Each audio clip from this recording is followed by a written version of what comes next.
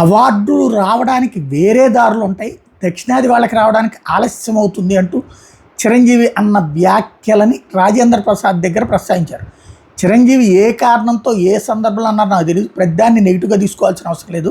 North south అంటూ చర్చ అయితే ఉంది కదా. అయితే ఈరోజు భారతదేశంలో అత్యున్నత స్థానాల్లో ఉన్న వాళ్ళలో చిరంజీవి కూడా ఒకళ్ళు కదా, ఇట్లాంటివి మర్చిపోండి అని చెప్పుకొచ్చారు. 5 తరాల నటులతో కలిసి పనిచేశాను ఈ సందర్భంగా రాజేంద్ర ప్రసాద్ చెప్పుకొచ్చారు.